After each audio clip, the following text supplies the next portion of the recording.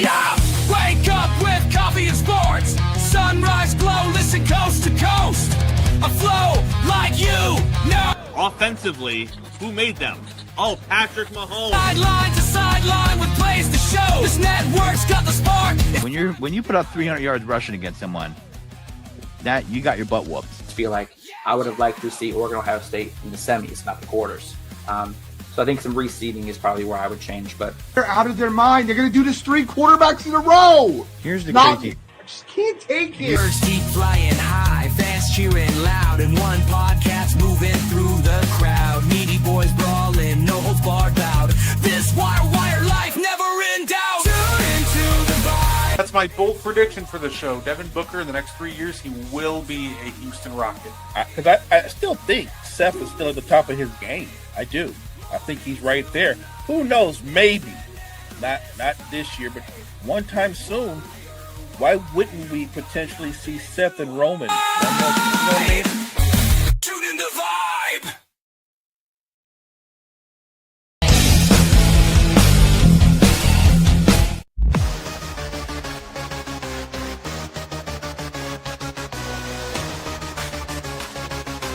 Warning West, good centers. Got me on the mic, now let's spill the tea. Talking courtside dreams from history.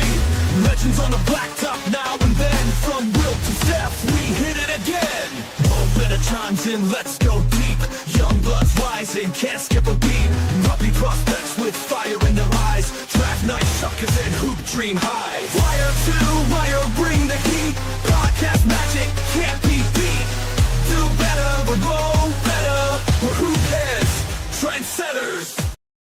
What is poppin', y'all? It is your boy, Guardy3, and welcome to the And One Podcast. And of course, I am joined by the greatest co-host of all time. He is Mo Betta. How you doing, Mo? I'm doing blessed, man. We're getting ready to talk hoops on a Thursday night. What can be better than that? No, absolutely. I gotta ask, how did you enjoy the first day of March Madness so far? I thought it was a lot of fun. It's been really entertaining. It always is. March Madness was one of the few things that always lives up to the hype, so it's been a blast. Yeah, no, absolutely. So, you know how we get started, Mo? Underrated player of the week. Could be a player, team, moment. Who is your underrated player of the week, Mo? This is going to be an odd one to say because I think it's a segue into a bigger topic, but I'm going to go my underrated player of the week is going to be Tobias Harris. And I'm going to say Tobias Harris is because Tobias Harris has been one of the really good, rock solid NBA players for well over a decade. You can usually book Tobias Harris for around 15, 16 points a game, 8 or 9 rebounds, shoots a really good percentage from 3. Just a really good, solid basketball player through and through, a great presence in the locker room, on the bench, just a reliable, good teammate and a leader. So Tobias Harris to me is going to get his flowers. And I'm picking him out because I think his role going forward in the Pistons offense is getting him ready to get a lot bigger. He's getting ready to get a heavier dose of the offense. So that's my underrated guy, Tobias Harris. And I think it's a good one. Obviously, we learned today that, one Cade Cunningham is going to be missing a couple of weeks with a collapsed lung. It sounds like it could take him out all the way to the end of the season. And we'll get into my underrated player in a minute, but I figure this is a perfect segue to that. Honestly, I think it's going to be fantastic for the development of some of the lesser players on the Pistons, like some of these role players. But Mo, Jalen Duren has a chance to earn his money right now. He goes out these next couple weeks, he dominates. He could be looking at a spot on the All-NBA third team, in my opinion. What do you think about this whole Cade and potential Duren All-NBA situation? Well, with Cade out, yes, Duren is going to get the opportunity, I think, to elevate himself to become an All-NBA performer. The only thing I would point out is that every team and their mom knows that Cade's out. So every time Duran catches the ball, we're probably going to double him. We're not going to let him get off. Which is why I think a guy like Tobias Harris is probably going to do the heavy lifting offensively because he can do more things offensively than Jalen Duran. Jalen Duran's much improved offensively. I'm not sure you can build your offense around him. I think they can try. They have no choice with Cade out. The problem with the Pistons I have going forward, Brett, is look, when they were fully healthy, that's including with Cade, who I do think is obviously one of the best players in the NBA. You and I, we were probably in the minority, but we both thought they just didn't have enough to go on a deep playoff run. And now you're taking out the guy that does everything for you offensively. And when you tell me he's got a collapsed lung and you're like, well, he'll be out a few weeks. Hopefully he'll be back by the playoffs. A collapsed lung? I don't know if he's going to be back by the playoffs at all. I don't know if he's going to be back, period. But here's something to wrap your mind around if you're a Pistons fan. By the time Cade Cunningham gets back, if he does come back, y'all not going to be the number one seed anymore. No offense, but I'm going to keep it 100. Without Cade, there's no way they hold on to the number one seed. I think my concern too with that too is even if he does come back, let's say he comes back for game one of the playoffs. Now you're looking at Cade who hasn't played in what at that point it'd be 3 weeks to a month. Right. So you're going to be asking him to get back on the court and just immediately ramp it up back to the level that he was at. And that's going to be a tough call. So like I said, pretty much I think Detroit should potentially, I think they'll still be fine in the first round, but if I'm them, I'm just praying for that perfect matchup to get out of there quickly. I think Detroit's in trouble. Remember what his injury is: collapsed lung. So even when they say we think you're ready to come back, when you run up and down a court, when you exert yourself, you know what's on fire a lot of the time? Your lungs. He won't just be in not necessarily game shape per se, but I think the injury that he had is going to be greatly tested. And realistically, even if you bring him back for the first round of the playoffs, he can't immediately step into his normal role and play 37, 38 minutes. So now you're going to have Cade Cunningham on a minutes restriction, not quite in game shape. I don't know that there's a perfect matchup for them in the first round. Like, I guess you could say if the Hornets were to get into the playoffs, maybe the Hornets would be a perfect matchup, but I think the Hornets are dangerous regardless. The Hornets, look, they don't have one guy on their team that's better than Cade, but they've got like 3 guys that can create their own shot and get over 20 points a game. Detroit has nothing like that in their offense. So be it Miami or Charlotte or somebody like that, yeah, I can see them beating them. But if he's going to be out for 4 weeks, they're going to get an odd matchup anyway because they're not going to be the number one seed. They're going to be the 2 or the 3. That's a completely different setup. Yeah, I think their ideal matchup is somebody without strong point guard play, somebody that you can just force a ton of turnovers and live off that. So, then they need to play Miami. Right, I was about to say, if they matched up with Miami, I still think they dispose of them because their defense is good enough to, keep it moving while Cade is working his way back into game shape.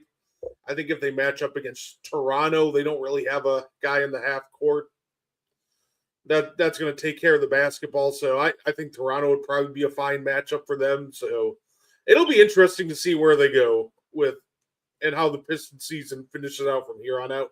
They still got a 3.5 game cushion on the Celtics, so we'll see if that holds. But with the return of Tatum, I'm assuming at least the Celtics are going to leapfrog them. Yeah, I expect. Like I said, I don't know what that offense is going to look like. It's definitely going to be a drag, and you're going to have to find ways to generate offense. But because they're such a great defensive team, such a physical team, look, if they can muck up games and play at their pace, they could probably still win games against the weaker teams. So do I expect them to still beat a Brooklyn? Yeah, they'll beat Brooklyn and some of the bottom dweller teams. But if they got games on the schedule remaining against the Celtics or the Cavaliers or the Knicks, who they've mastered the Knicks. They're not going to master the Knicks without Cade. They're going to be hard pressed to stay at the top of the East.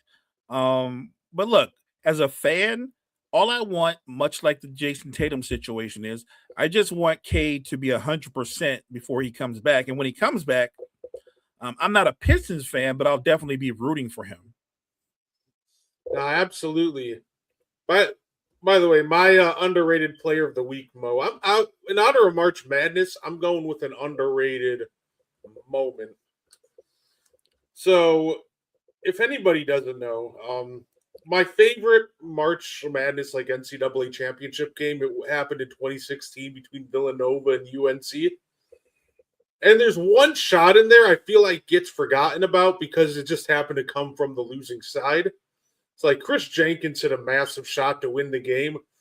But I just need to shout out Marcus Page like 2 seconds before that, hitting the most ridiculous off-balance three I may have ever seen in my life. Like, I was so convinced when Page hit that three and got it to go. That was the game winner. That Villanova was screwed unless, like, I was like, Villanova has to score here or they're going to lose because there's no way. And then obviously Jenkins hits the shot to, win it. But, man, I just wanted to give Marcus Page a shout out because that was one of the most absurd shots. I think if you haven't seen it, go look at it. It is, I have no clue how he got that to go to this day. I love your underrated player of the week in the moment. Look, that's the beauty of March Madness.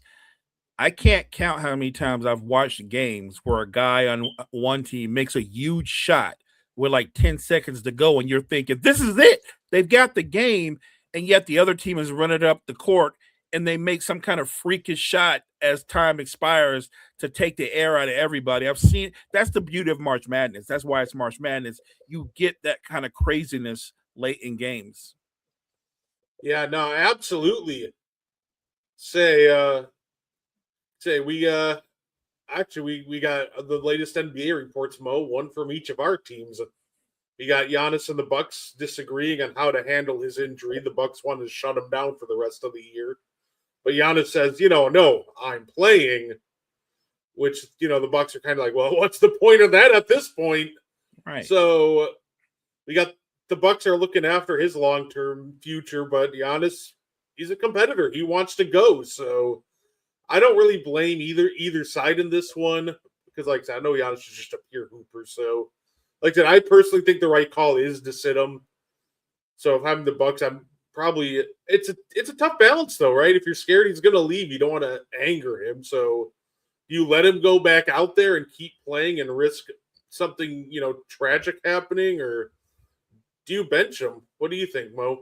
I'm benching him. He can be mad at me. He's allowed to feel how he feels, but as a GM, as a president of operations, I have to make decisions that impact the organization. Giannis risking injury in a season that they have no chance of making the postseason, competitor or not, it doesn't benefit the franchise in the big picture. And in a lot of ways, Brett, they're kind of saving him from himself.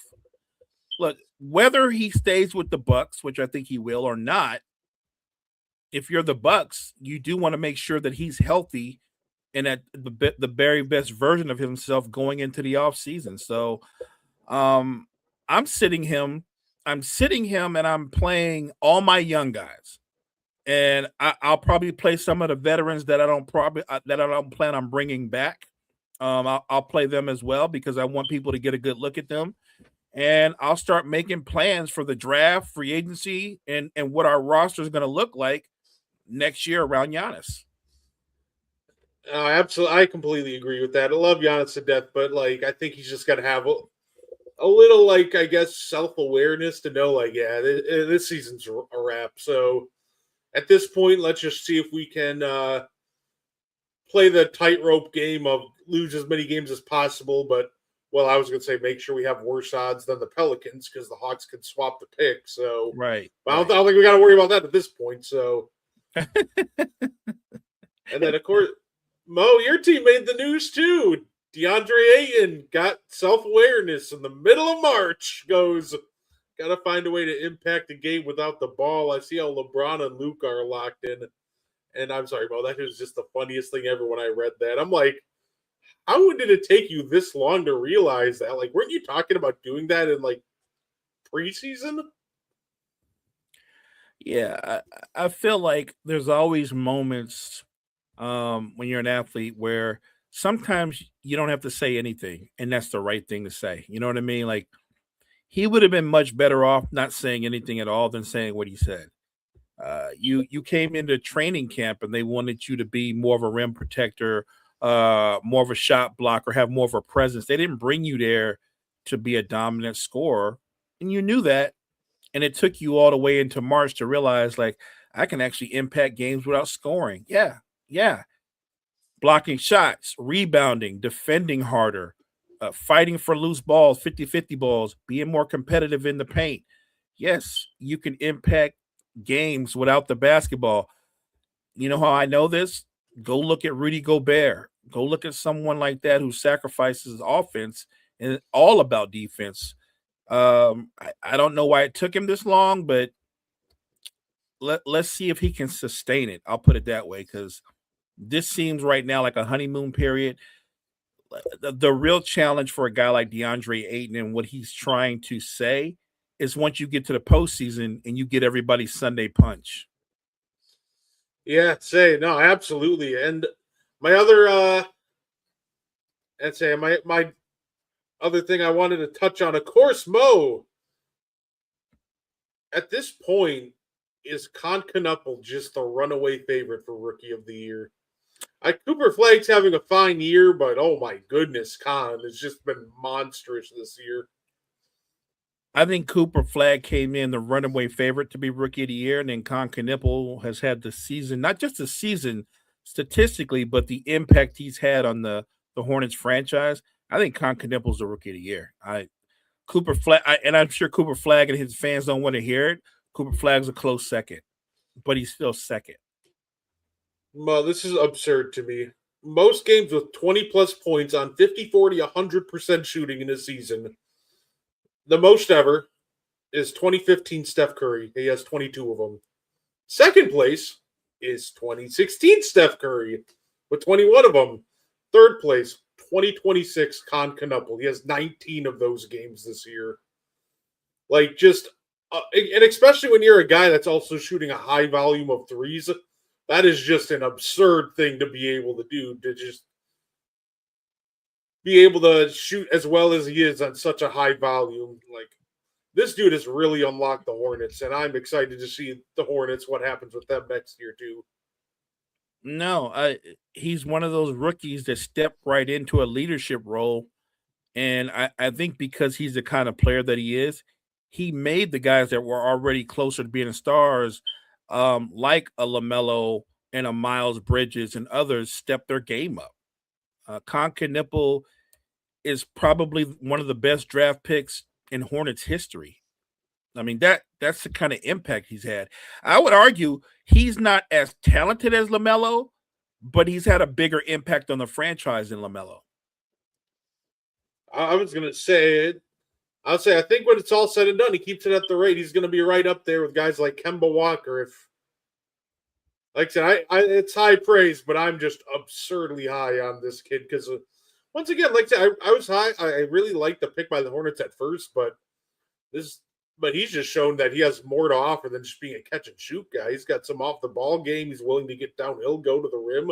Once I saw that, I'm like, oh, wait a minute. What are we doing? Maybe we're onto something here. Yeah, I felt like I summed him up in what he would be. I thought he would be a really good basketball player. No doubt in my mind he was going to be an impactful player, but I didn't see this.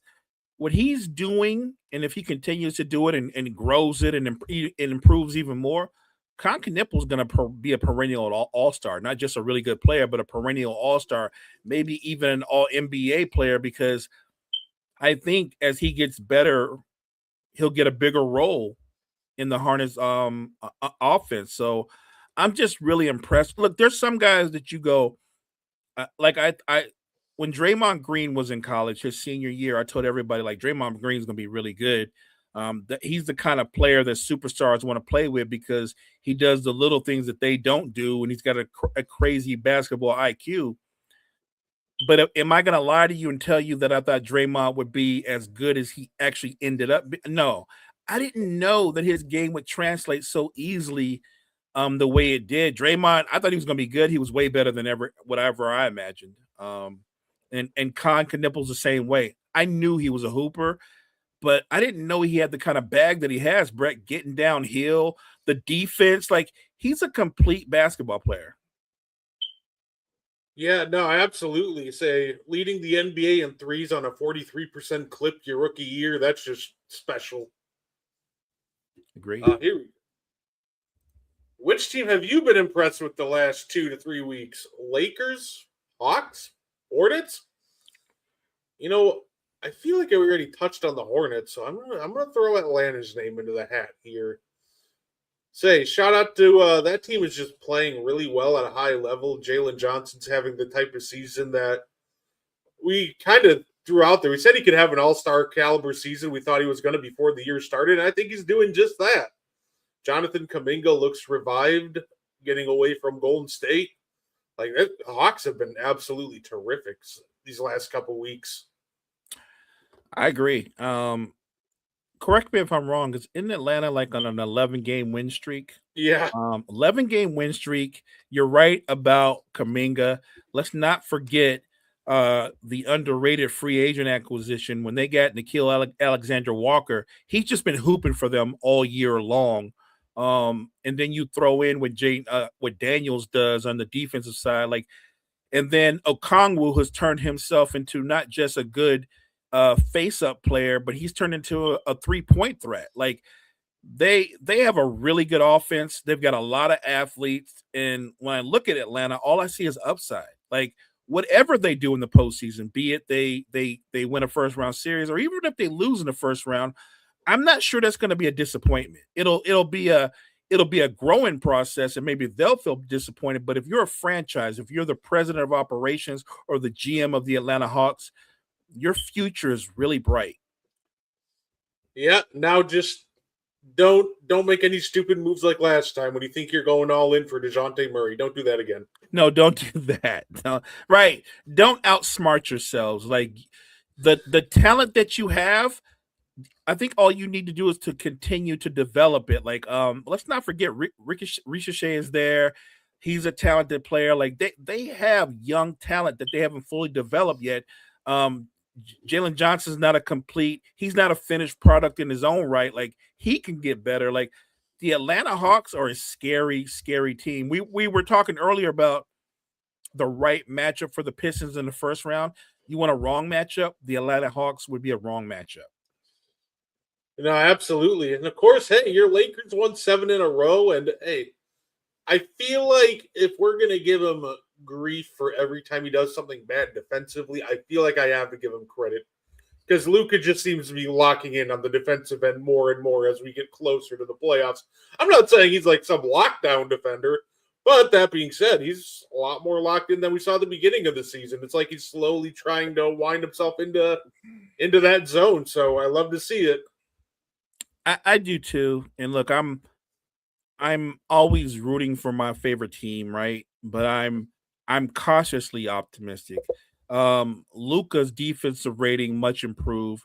LeBron's defensive rating is much improved. My frustration is, and I voiced this to you last night in the chat, that one of the worst stats that the analytics geeks have put together that doesn't really tell the whole story is the defensive rating of a player, because it doesn't take into account who's on the floor with you. It doesn't take into account who you're actually guarding. A good example is Amen Thompson, who you and I both think is a terrific defender. I think his defensive rating is like 113.8. Luka's is 113.3. You and I both know, and anybody with 20/20 vision know, that Luka and Amen Thompson are not the same defender. So I I'm here for anybody that says that Luka's been more active on defense because that is a factual statement. I'm not here for anybody that says that's why he should he should go to the forefront of the MVP conversation. I don't think so. Because if you're going to put value into numbers, the guy that just won the MVP has a defensive rating of 107. Not to mention he's dropping 32 a night. You're not usurping him. So that if you're gonna have to find another way for Luka to be MVP, they're gonna have to find a way to become the number one seed, which that isn't going to happen. Luka's terrific. He certainly should be in the conversation. The same way Jaylen Brown should be in the conversation. Cade Cunningham, Joker. I think this is a two-man race. I might be the only one that feels this way, but and it's not surprising, right? I think it's between SGA and Wemby. That's it. I think when it comes to Luka and like MVP, I think some people have gone a bit too far one way.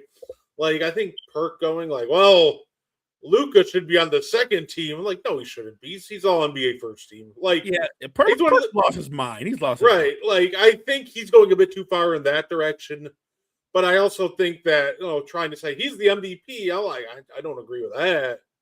Like, I still think it's SGA. I think at this point, as long as he doesn't miss, too many games, it's probably just SGA. But I think Wemby and I think Jokic are also probably just above Luka. But I think after those four, then we can get into like Luka convos. Then we can get into like, Jaylen Brown convos, like after those like three or four guys. But no, I agree. I don't think he's the MVP, but I do think that, like, for example, Perk saying, hey, he's not all NBA first team. I can't agree with that. First of all, right. So the all NBA first team is going to be the best five players. Well, look, he's not the MVP, but Luke is one of the five best players. Whatever you think about him on one end of the floor, he has improved defensively, at least to this point. I'm one of those people. I'm happy with what they've seen. I believe the Lakers have won 9 out of 10. They've beaten the Rockets back to back. By the way, I don't think that's a huge feat because I don't think the Rockets are a good basketball team. The Rockets look like a team that's literally falling apart in front of your eyes. There's no chemistry. There's no communication. The offense is so stale and stagnant. The absence of a true shot creator outside of Kevin Durant is killing them. It's killing them. The Lakers employed a basic concept that any team can employ. They're running two defenders at Kevin Durant, and he easily gets trapped. He kicks the ball out, and then the offense completely stalls out.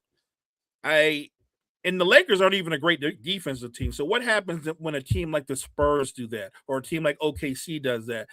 The Houston Rockets, if they don't completely collapse, are going to be a first-round exit. Which, by the way, I might give myself a new nickname. I might call myself Mostradamus because I told people when Kevin Durant went to Houston, I told you this too, they're not going to win anything.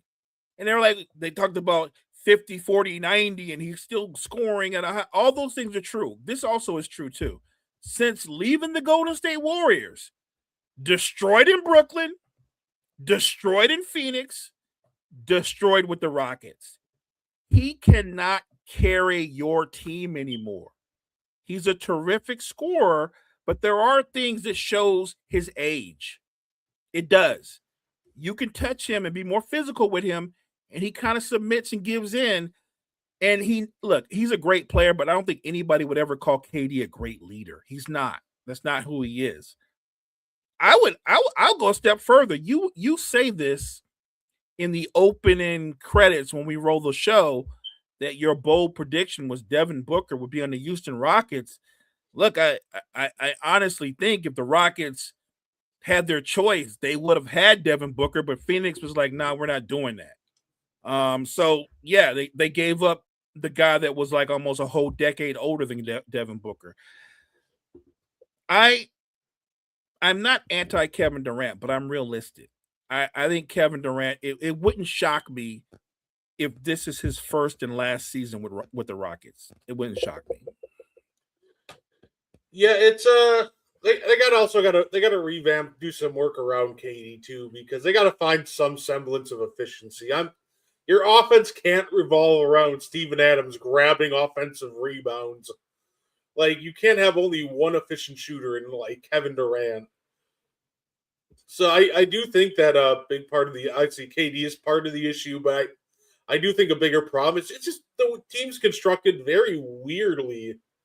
Like you have like not one, but you have like two non-shooters in Sengun and Amen Thompson, which is hard to play with in this NBA. Jabari Smith is a very inconsistent shooter. He is. So you're running a lineup where your options are like Reed Shepard shooting threes off the dribble, coming off a screen, or Kevin Durant shooting contested middies, because you don't have to guard the rest of the guys.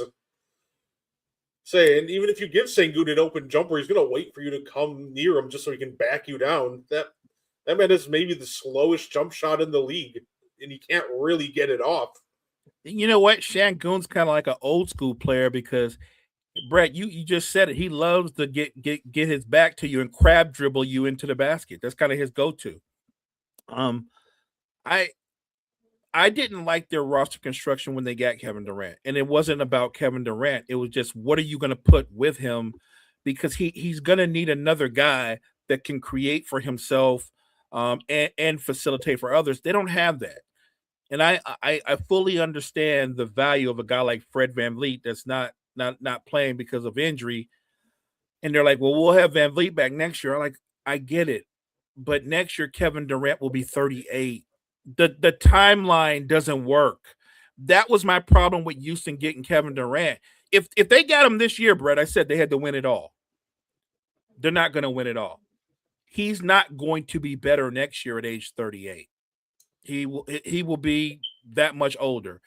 To me, if I sign Kevin Durant, I have to be a team that I literally feel like as soon as we plug in Kevin Durant, we're going to the finals. The Rockets were never constructed that way. Yeah, I'm curious to see what happens in the offseason with the Houston Rockets. That's for sure. Let's see, got some comments here. KD to the Clippers or Pelicans? KD to the Pelicans, that would be hilarious. To the Pelicans? That is cruel. What did he do? I mean, I want KD to go somewhere where he doesn't have to carry the load at age 38, because he'll be 38. Let's keep it a buck, Brett. He needs to go somewhere, dare I say, where he's not the first option. Yeah, he's got to go somewhere with better spacing and hopefully pair up with a point guard that can just kind of help him get to his spots a little easier. So he got to grind from the 3-point line. How about this? Go home, man. Go home. You're gonna be 38. Okay. You're gonna be 38 years old. Go home to Oklahoma City and close it out there. Like there's every bit the chance that if you went home, though, you're going home to a team that could be a 2-time championship team. But so what? Go home. Maybe you help them three-peat, but I think you finish where you started. It's a better story. Plus, if you go to Oklahoma City, you don't have to be the number 1 option or the number 2 option. Our resident OKC fan does not seem to want Kevin Durant back in Oklahoma City. You don't want KD back? You don't want it back home? It's painful. Well, hey, Mo, look, we already know he's going to finish where he started.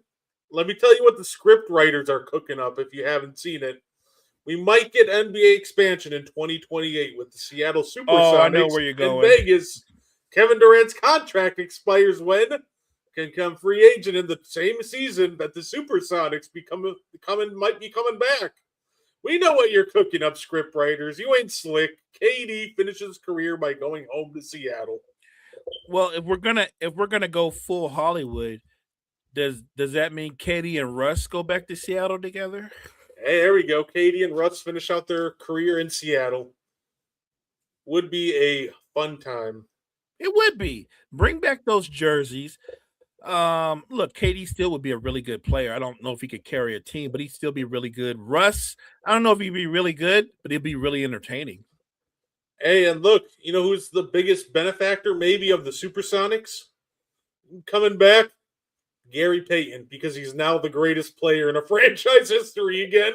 Oh, that's kind of dope. I never even thought about it that way. Like, that's right. If they go back to Seattle and the Sonics exist again, then GP goes to the head of the table again.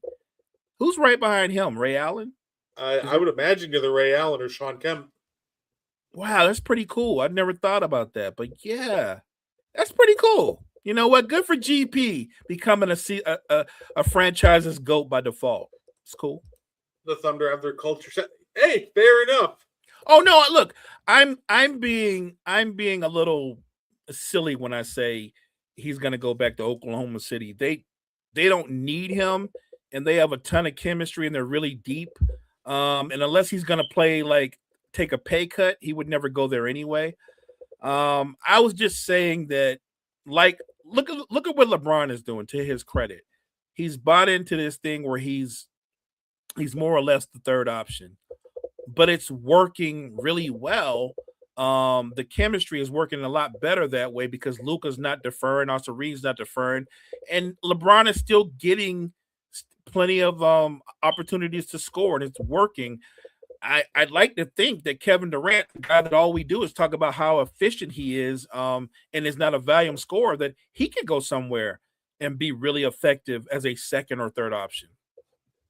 I love that clip, by the way, of LeBron diving on the ground for that loose ball, and then like instantly remembering he's 41, and he just like rolls over like, oh, that's it for me. Yeah. Well, there was a scary moment last night. He got hard fouled. I forgot who hard fouled him, but it looked like he had hurt his elbow. I thought, oh no, not one of those. He's going to be out for 5 weeks, but luckily he popped back up. He seemed to be okay. Look, I like to give credit where credit is due. Yes, Luka's playing really well. Austin Reed's playing really well. But if you're one of the all-time great players in the history of basketball, if you're in that townhouse where there's only 10 other guys and you're in the top 2 and you're willing to kind of sacrifice numbers to help a team win and play in a different role, I think you got to give LeBron all the credit in the world for doing that, because not a lot of guys could take that step back. Even I know you could go, well, his age and all that, but he's still playing at a really high level. I don't know if Michael Jordan could have said, yeah, I could be a second or third option to these guys. Not everybody has that mentality. So I'm gonna give him credit for that. That takes a lot of mental strength to accept that. I remember somebody on Twitter was like, they're turning my GOAT into Aaron Gordon. I'm like, buddy, he's willingly doing this. Like, I'm sure if LeBron went to the coaching staff and said, give me more shots, they would absolutely do it. But in a heartbeat. Yeah. Yeah, that's what I said. You got to give him credit for looking at seeing what's best for the team and willing to step back and let, Luka and Reeves control the offense more. So, hey, you know what? NCAA tournament, Mo, we got a lot of prospects playing. Why don't we talk about a puppy prospect for the week?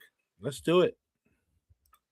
From Arkansas, Darius Acuff Jr. Mo, this guy's polarizing. He's a lead guard.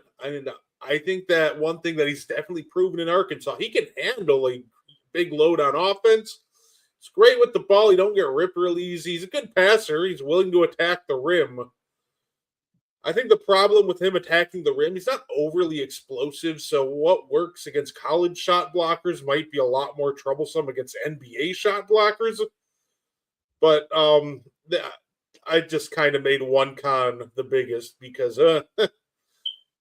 Mo, this guy's not a defender at all. Like, he's going to come to the league, and I think he's going to be like a Keontae George, Trae Young level defender.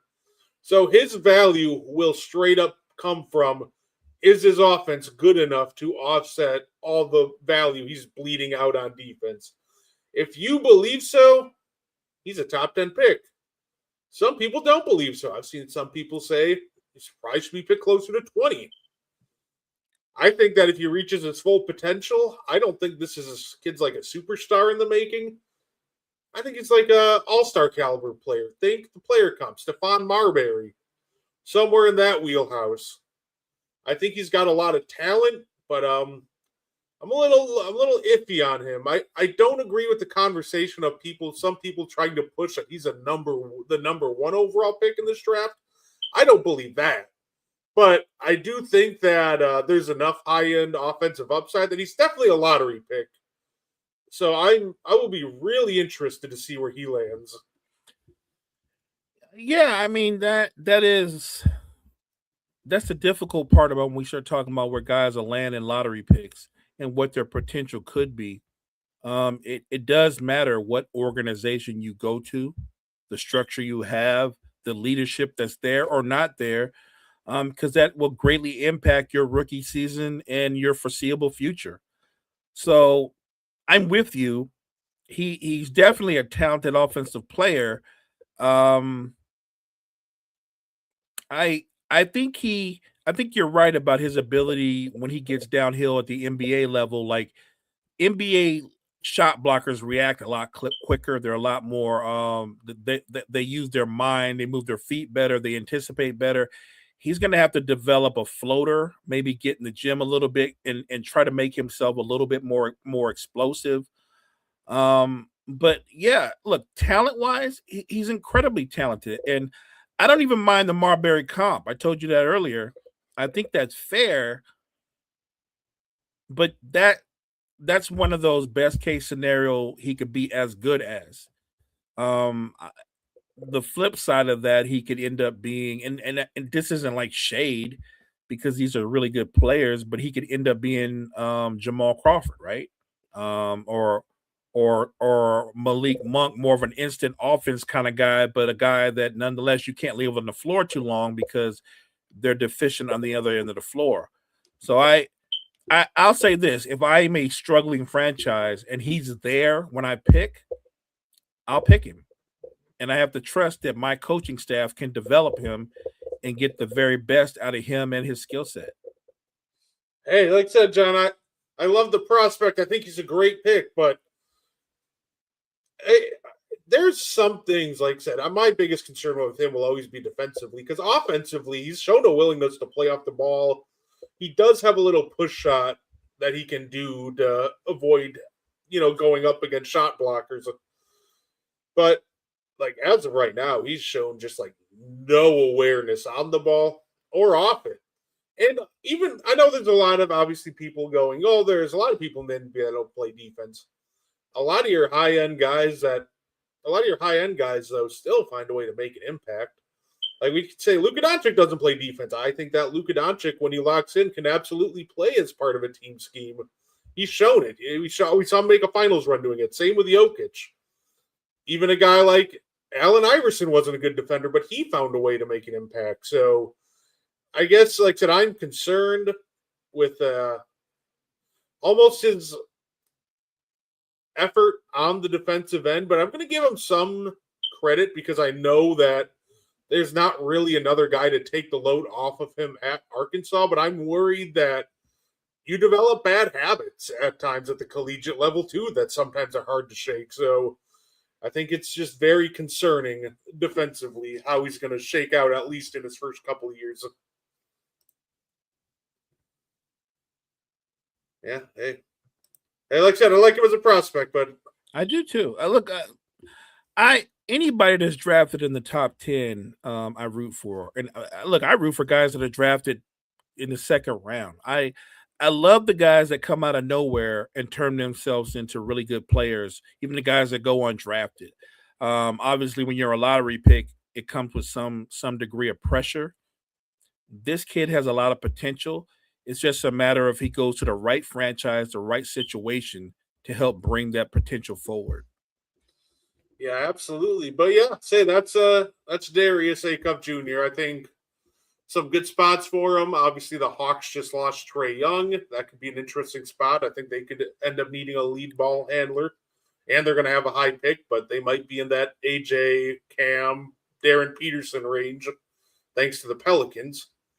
Miami Heat, they waived Terry Rozier. Tyler Hero could definitely use another guy. And, of course, Memphis, I think John Morant's probably on his way out. I don't imagine he's sticking around. So don't do it. Don't do it, Atlanta. Do not add John Morant to your roster. That would be hilarious, trading Trae Young just to add John Morant. Yeah, don't. Just the most lateral move. Yeah. Ooh, huh? Well, AJ dying Boston. BYU got upset in the first round. Texas beat them. Woo-hoo. Say AJ at 35 though, so hey, give him some credit. Why is everyone hating on the Wizards? I think the Pacers. Hating on who? The Wizards. I'm not hating on the Wizards. I didn't even mention the Wizards. Like, do we ever talk about the Wizards? I you know what? I actually had a conversation with a guy, and he was trying to explain to me why. He said if you said the top 10 big men in the game today, he said Alex Sarr was a top 10 big man. And I was like, that's ridiculous. That's not remotely true. If you want to tell me he has the potential to be that, I'm listening. But you can't tell me you're top 10 anything if you're the best player on a team that hasn't won 20 games. Like I don't want to hear from you. That's not a flex. I'm the leading scorer or I'm the best player on a team that hasn't won 20 games. You should not talk at all. Alex Sarr is not a top 10 big man. Matter of fact, if you're Alex Sarr, you're not ahead of guys who I don't even care for in terms of getting stuff done. It's crazy talk. I'm not hating on the Wizards. But I am going to be honest about Alex Sarr. Like Alex Sarr, look, you say DeAndre Ayton soft. Alex Sarr makes DeAndre Ayton look like Charles Oakley. You want to see soft? Go watch the Wizards play. Watch Alex Sarr play. You know what's funny? The last time I talked about the Wizards, I actually gave them credit because I thought the moves to get Trae Young and Anthony Davis were actually fantastic. Because, like, at the end of the day, it's both buy low options, and if they bounce back and play at the level we know they can, I think they can flip them both for positive value or just, ink them to a long-term contract. But No, it's I agree. funny because, like, the Wizards, I actually think, made terrific moves at the deadlines, which obviously we're not going to see the results of that until next year when, they get, 50 games or whatever they get out of Anthony Davis. But, Right. like, overall, I actually think the Wizards made smart moves picking those guys up. Which were great moves. Although the last time I saw the Wizards, they let Bam Adebayo score 83 points. So, you know what I mean? Like, we really shouldn't talk about the Wizards that much. Yeah, that was a rough game for them. Yeah, they've been on a rough defensive stretch. Let's say. I think if they can get even a semi-healthy AD next year, that will be the biggest addition to their team by far because they need all the defensive help they can get. Look, a healthy AD will make Alex Sarr a better player because AD is obviously a better player. He can bring out whatever the best version of Sarr is. I think AD can bring that out. Trae Young can bring that out of him and some of the other young bigs because Trae Young can set him up where all he has to do is catch and finish. So, look, I'm with you. I like the moves of getting Trae Young and AD because I feel like they're low risk, high reward moves. For a franchise that's been a doormat for years, I think it's a smart move, and we don't get to say that about the Wizards very often. I think, and with the Pacers, they're gonna have the worst record in the league this year, close to it. They're gonna be in a great spot to get that number one pick. But hey, you know what? If they get the number one pick or get someone like AJ or let's say AJ or maybe even Darren Peterson, pair him up with Halliburton, figure out a long-term answer to the center position because I don't think Jay Huff is it. And they're probably going to be in a pretty good spot next year. Don't they? I thought, where did Big Z go? I thought Big Z. They got Zubac. That's right. I forgot about that trade. Never mind. They got Zubac. They're good. I think Big Z helps them. But imagine how much easier life will be for him when you get back a fully healthy Halliburton who's going to set you up for lobs and dunks. If they get the right lottery pick to pair with Halliburton, I really think the Pacers, because they do have, in my opinion, one of the two best coaches in basketball, and Rick Carlisle, I think the Pacers go from being a lottery team to back in the Eastern Conference Finals. No, absolutely. Hey, before we get to our draft, Mo, were you as happy as I was to see that the WNBA figured out their CBA stuff? Yes. Finally. So interesting. So salary cap is going to start at $7 million, by the way, as part of the new CBA. Revenue share is nearly 20% across the deal. Supermax for them is starting at 1.4 million. Average salary in the range of 600K, minimum above 300K. So like they got a nice pay boost. So you know what? Good for them. Love to see it for them. Now you know it'll be interesting, Mo. 1.4 million out of 7 is a lot of money to pay one player. So we've seen a team like, you know, the Aces, Liberty, they all have multiple people who might want that big one. So it'll be interesting to see how the Supermaxes kind of play out for each team. I was thinking that too. That it's funny that how that works. They got what they wanted. They got more lucrative contracts, but when you get those lucrative contracts, money could upend some of the top end teams that have a lot of talent. Because, like you said, a team like the Aces, they've got at least 3 people who are going to want something like that. They're going to want that max deal. So, GMs are going to have to be very creative going forward with the new collective bargaining agreement. So I am happy that they got it done. I'm excited for the upcoming WNBA season, but I think this is going to launch into a whole new era where you're going to have to make moves that work within the salary cap, because you can't pay everybody that top dollar. Right, and I think some fans too got to be realistic. Like somebody posted earlier on Twitter, teams in the WNBA with a Supermax player. And then they start posting, like, for example, New York Liberty, Jonquel Jones. I think Jonquel Jones is a fine player. I think she's a good player. I also think you'd be crippling your franchise if you gave her a Supermax. Right. Like somebody on the Fever. I think the tough one for the Fever will be Aaliyah Boston. She's a great player, but you're going to obviously I think right now it's a no-brainer when she's eligible. As long as she qualifies, you give Caitlin Clark the Supermax. Right. Are you going to be able to afford giving a second one out to Aaliyah Boston, also knowing that Kelsey Mitchell is going to want a nice bag as well? See, and that's where my mind goes. You know what? Maybe the Fever is the perfect case study, because even if you can find a way to please Aaliyah Boston, you're not going to be able to please Kelsey Mitchell. Like my guess is you're going to lose one of the 3. Obviously you're not losing Caitlin Clark, but you're gonna keep Aaliyah Boston. If push comes to shove, you don't want to lose nobody, but if you have to choose, you're gonna keep Aaliyah Boston, and that's too bad, because I think Kelsey Mitchell is the perfect swing guard to play alongside somebody like Caitlin Clark. No, absolutely. And then, of course, I know some of these older stars are going to want this massive deal, and you got to start, thinking about that too. Like, do the Wings give, obviously you're going to give Paige a big you're going to give Paige a big contract. How much does someone like Enrique earn on the open market? So, but yeah, no, I'm really excited to see how this plays. I'm so happy that the ladies are back playing ball, and me too. Like I said, I'm excited, man. We can cover the Minnesota Lynx again this year. That's going to be a lot of fun. Let's go, Fee. Woo! Say, I fear Cam Thomas played himself out of a big contract. He looks terrible. Just because of the situation in Milwaukee doesn't really suit him. I didn't really want Cam Thomas. I think I made that clear a couple times on here, but I was willing to give him a chance. But what does suit Cam Thomas? Like, when you watch Cam Thomas play a ball-dominant, undersized guard who scores, and he, can pass, but it's not really his first, second, or third instinct to do so.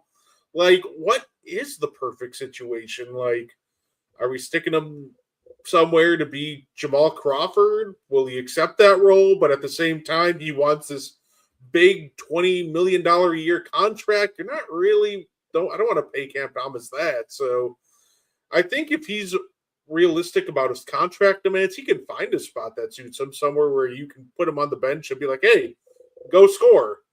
But if he's going to sit there trying to angle for this $15, $20 million contract, well, he's just going to kind of be miserable somewhere, I think. I think Cam Thomas, the best role for him on the team, in my opinion, it is in that Jamal Crawford, Lou Williams, Malik Monk kind of instant offense off the bench. Maybe play 20, 22 minutes a night. Because I think he can be effective that way without upending team chemistry. He, as your sixth man, I think Cam Thomas comes off the bench when one of your two primaries are sitting, or maybe both of them, and he can be instant offense. I think there is a place in the NBA for Cam Thomas, but to your point, is Cam Thomas self-aware enough to realize that's kind of my NBA zone? That's where I probably will fit best as a kind of instant offense guy coming off the bench, because he's point guard size, but he's not a point guard. He doesn't have point guard skills. He's a two guard in a 6'2" body. And he's a two guard that's a volume scorer.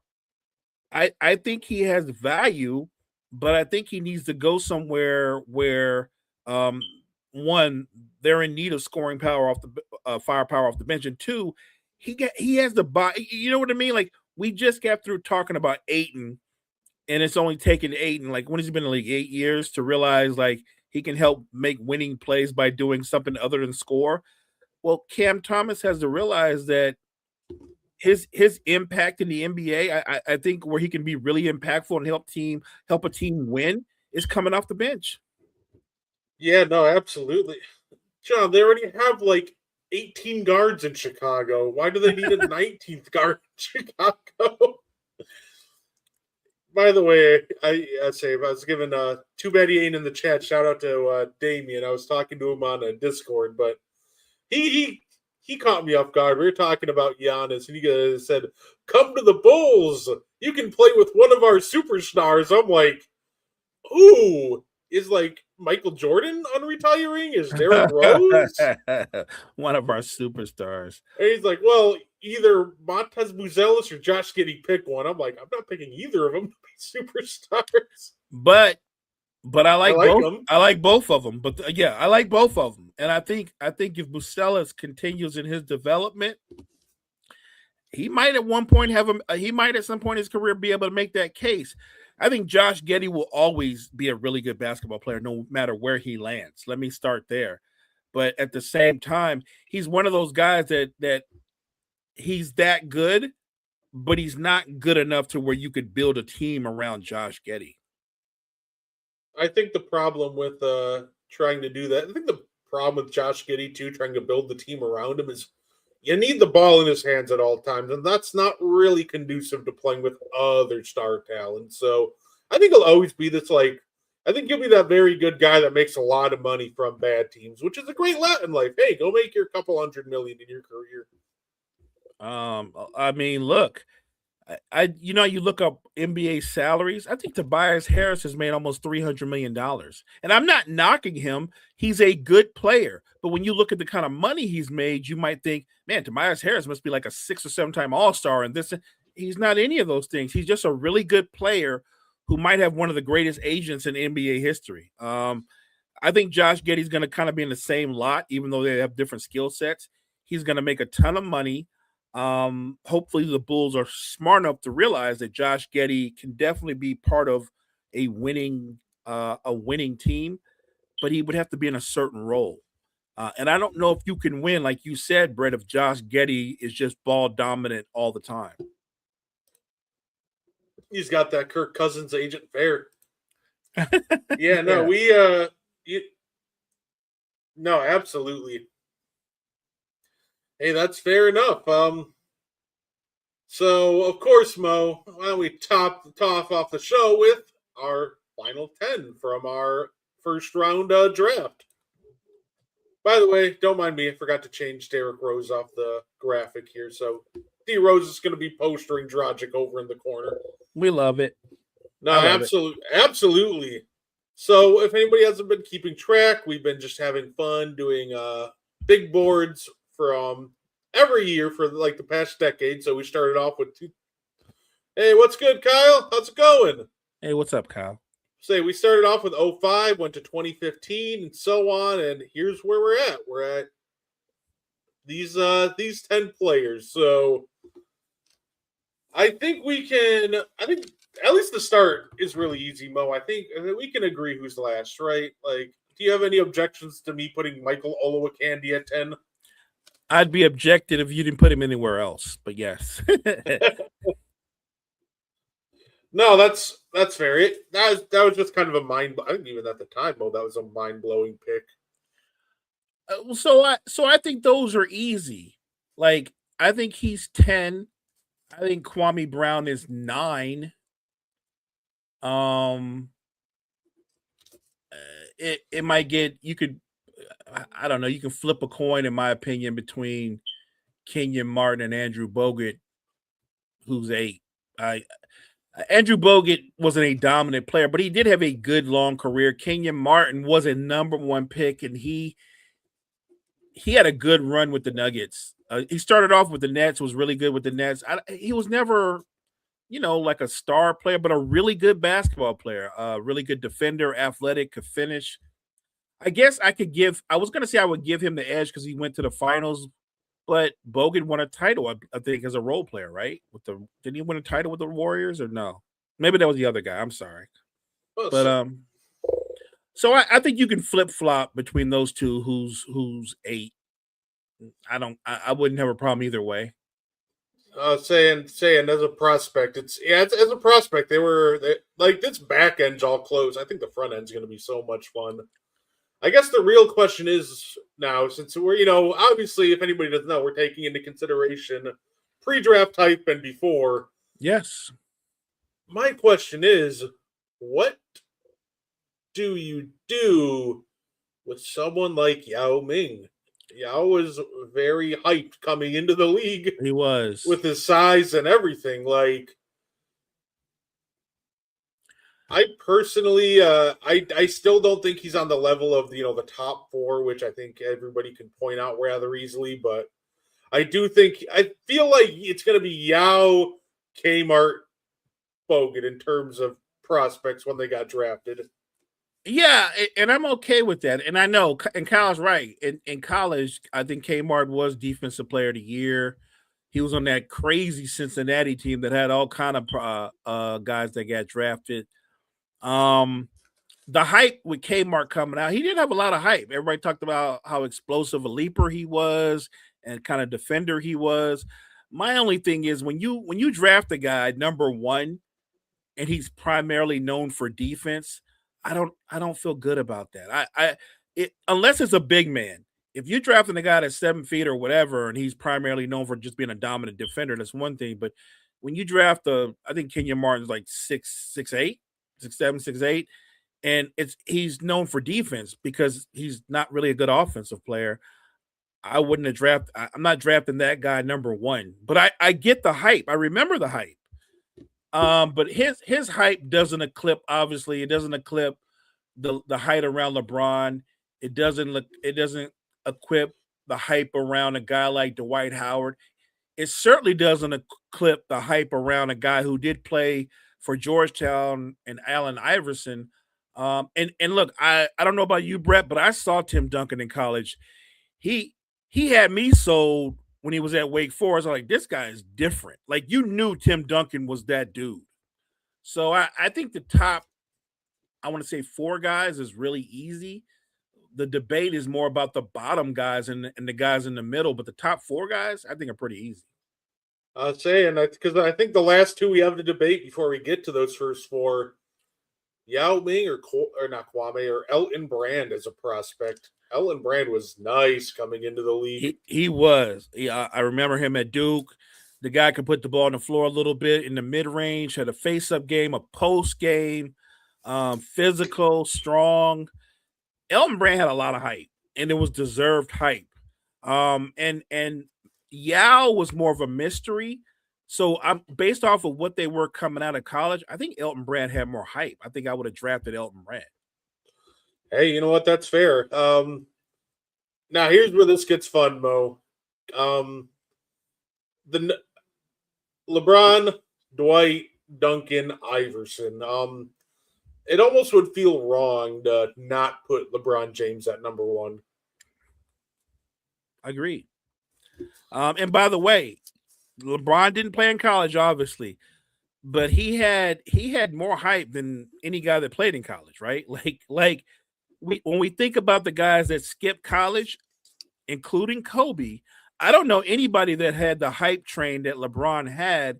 And if you got an opportunity to see him play, you realized he lived up to it. Like, do you remember that time that he was while he was still in high school that ESPN like had one of his games on ESPN on prime time? Do you remember that? Yeah, Um, yeah, no, I went back and like looked into a lot of the old LeBron stuff, and yeah, no, that's absurd. and the thing is, he didn't even have one of his better games, but he was clearly the best player on the floor. And if I think I lost track, but at one point I swear he has set guys up for wide open looks like 10 times. He can't control whether they make it or not, but his court vision, even back then, we're talking about a guy fresh out of high school, was insane. He just was gifted. So yeah, I think LeBron is clearly number one. And I guess the real question is, Mo, beat who's number two? With our remaining three are Duncan AI or Dwight Howard. Which one was the best prospect? You know what, Mo? I might go Duncan. I think we're in the same wheelhouse. I got to see D12 what you could see of him when you looked at him as a prospect coming out into the NBA. But I remember seeing Duncan, and Duncan's played against guys that are going to be drafted high, lottery pick type players, and he's dominating people at Wake Forest. Like, and it's with the fundamentals of like an older, more skilled player, and he's doing it in college. I think it's Duncan. I think it's Duncan.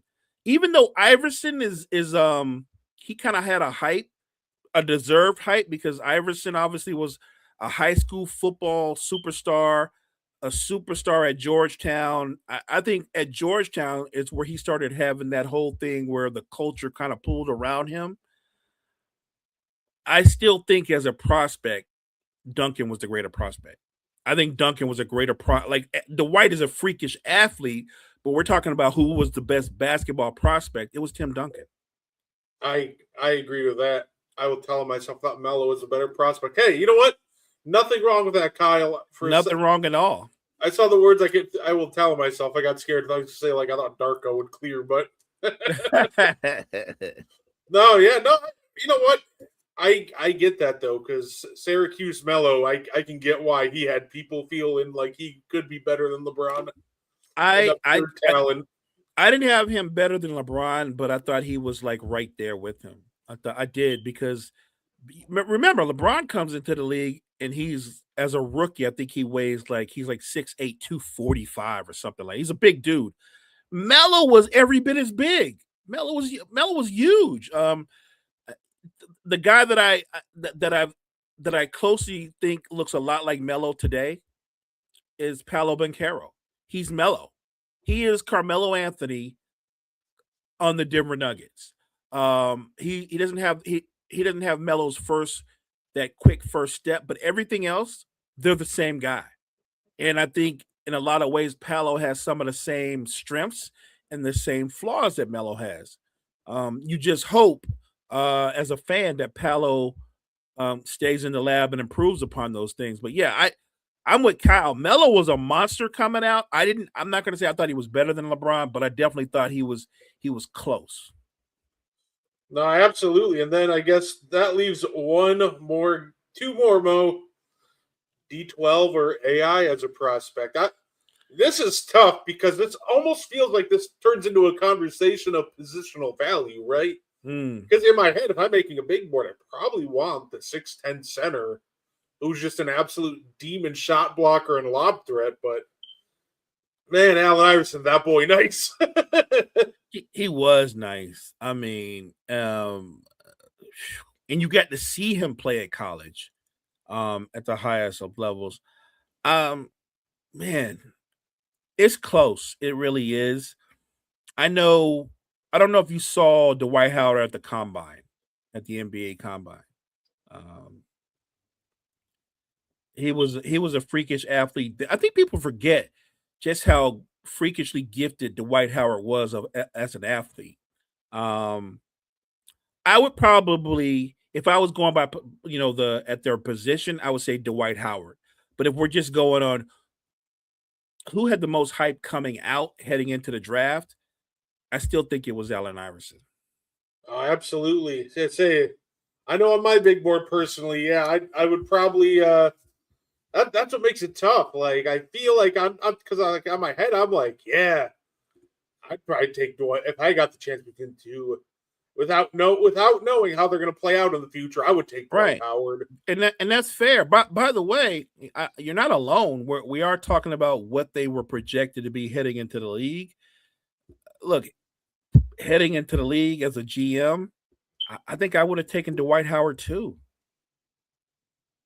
And the thing is, if you look at how his career played out, especially those first 8 years, if you're the GM that made that move, Brett, they would have gave you all kind of raises.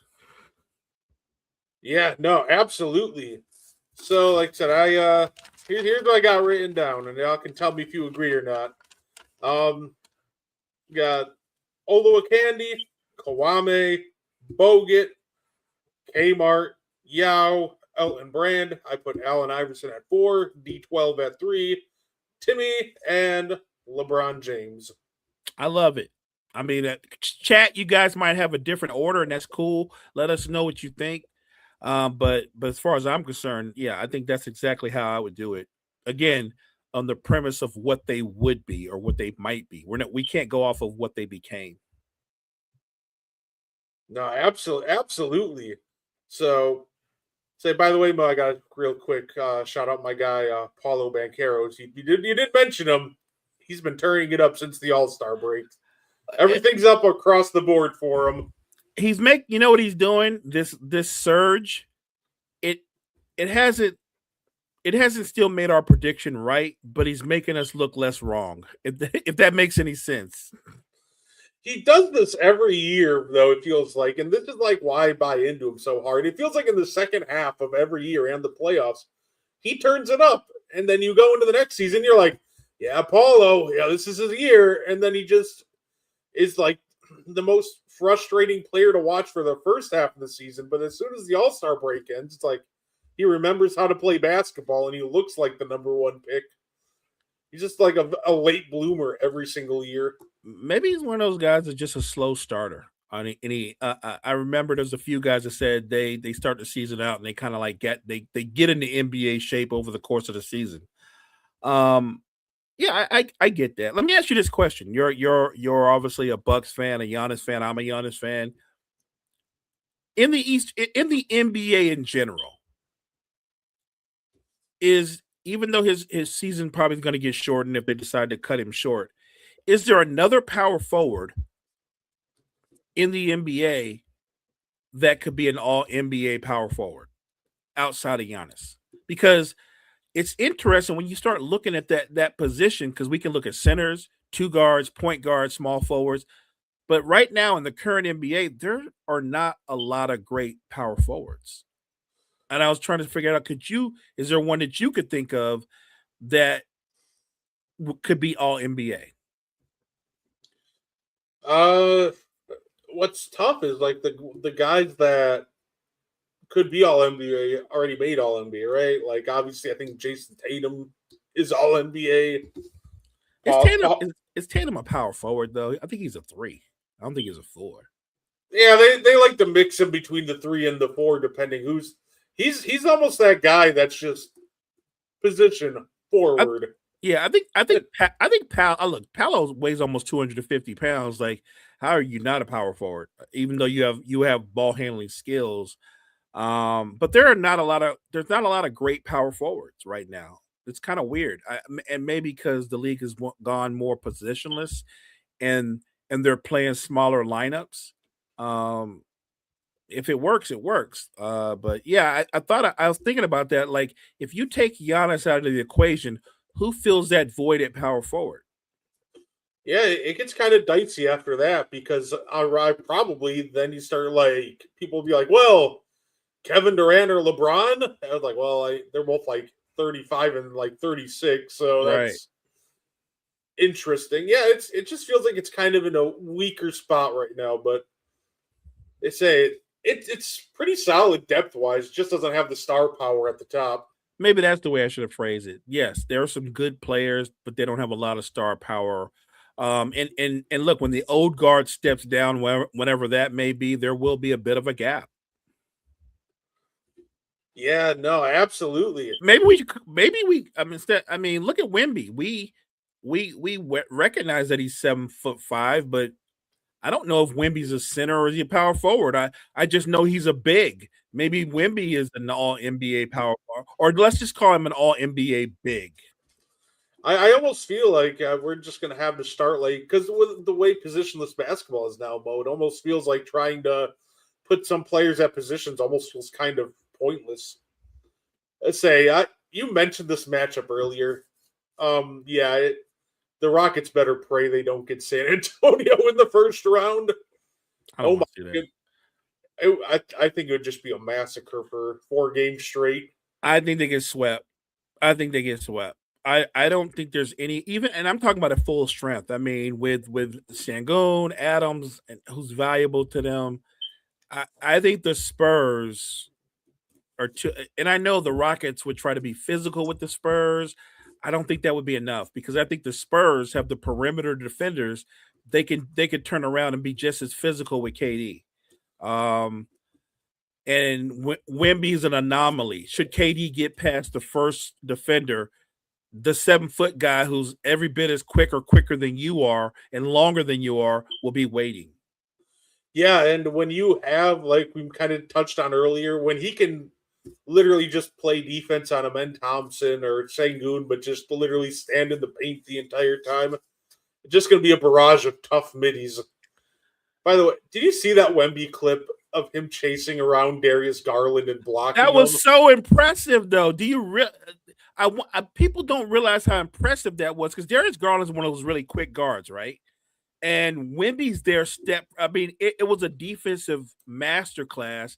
And then Darius Garland at the last minute, he quick steps him and he tries to shoot a lefty floater, and Wemby just swallows the shot up. Like that was it was amazing. By the way, in the chat, what Kyle just posted, I'm a Laker fan, but as a fan of basketball, yes, Kyle, I'm with you. That was absolutely maddening that the Rockets could not figure out how first of all, you have to run somebody to the middle of the court.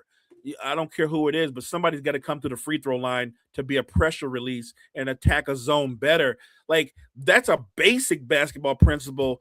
And this is where, while I'm a fan of Emi Udoka as a coach, he's not a great in-game adjust coach. Like Rick Carlisle would have recognized that instantly, and he would have figured out how the best to attack it. And the Rockets, 2 games in a row, could not figure out how to attack a zone. Say Rick Carlisle would have just spammed KD to the free throw line. Jabari Smith, you're setting a pin down on the corner, man, so he can't follow KD to the free throw line to get an open look. Like he would just be spamming KD and Reed Shepard to the free throw line. Yeah, it was frustrating. This is just as look, as a Laker fan, of course I ate it up because it just solidified us at the 3 spot right now in the conference. But you're watching the Rockets and you're like, come on, man, you have to do more than just be so basic, like run a pick, run a pin down, like you said, but you have to get KD moving.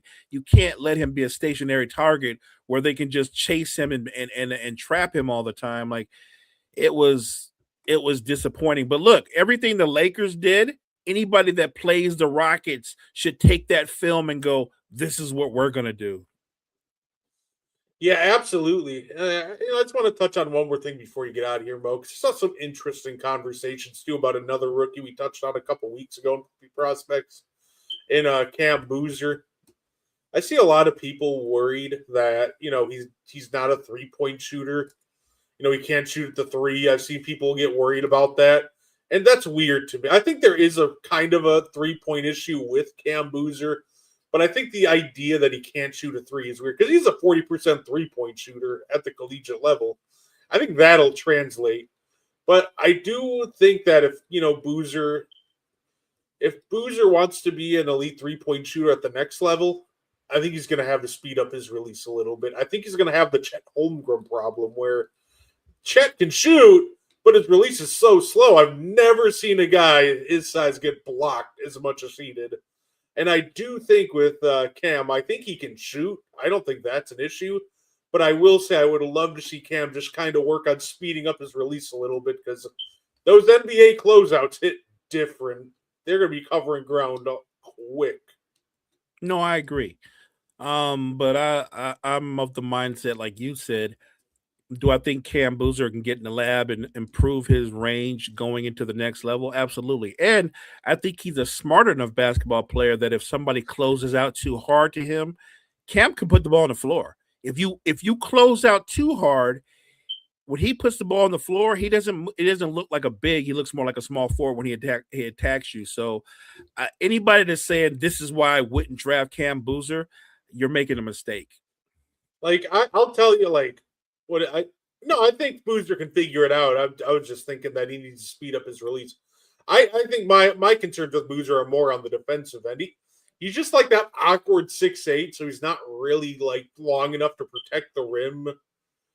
And he's going to get out rebounded by a lot of guys, even at his own position. So like that's my concern with Boozer. But I saw some discourse about his 3-point shot, and I just wanted to comment like, I think he'll figure it out, but I do think he needs to speed it up. Otherwise, him and Chet are going to be having an arms race on who gets their shot blocked the most. And you make a great point. Whoever drafts Boozer, you hope that he gets drafted to a situation where they have a center who is a rim protector. He's going to need somebody that has his back defensively. Yeah, absolutely. I'd say, that being said, Mo, anything you want to add before we get on out of here? No, thank you guys so much for joining us. Appreciate all the energy from the chat, your comments, your questions. Thank you guys for joining us tonight. Make sure to join us next Thursday as well. Which, by the way, just for fun, we're going to do one final, draft big board. Except, here's the kicker. We're going to take the 3 prospects that finished 10th. So, Reshishay, Bennett, Oluokandi, they're out. And we're going to replace them with the top 3 prospects of this draft. So, we're going to have a little fun and see where would we rank AJ against all the former number 1 picks. Darren Peterson. I like that. Cam Boozer. So, like I said, we're going to do one more big board. And we're going to take away out all the number 10s and add in the 3 top prospects from this year. It's sad fans think every NBA player has to be a 3-point special. I agree. No, absolutely. No, I agree with that. Say, I don't think he desperately needs to. I think he's going to make an impact without having to shoot a 3 ball. No question. He's a really good basketball player. Yeah, my only concerns for him is as what you alluded to, is will he get overwhelmed on the defensive side of the floor? And I hope that wherever he goes, like I said, he's drafted by a franchise that already has a plan in place or already has that guy in place. You're going to need a rim protecting big who's athletic enough to be able to show and recover and have Boozer's back. I will say the one thing I hope Cam Boozer never does. If you ever shave your head, don't do the Carlos Boozer and draw that shit in with a Sharpie. That looked so awkward. It's still one of my favorite pictures of all time in NBA history, by the way. Just Carlos Boozer with a Sharpie on his head, and I'm just like, what is happening? He painted hair on. That was crazy. What's wrong if he masters the Avery Bradley Deep 2? There we go. He can take shooting lessons from Speedy Claxton and Avery Bradley, but always on the line. The Deep 2, the Avery Bradley Deep 2. Yeah, that's fair. That's fair, Kyle. Absolutely. Like I said, with that being said, we'll make sure to have some more for you next week. As the WNBA season and news kicks along, we'll definitely cover that some more this year. We'll also be talking more March Madness. We'll be about a week into the game, so it'll be a very eventful week next week. But until then, we thank you for tuning in and enjoy the rest of your night.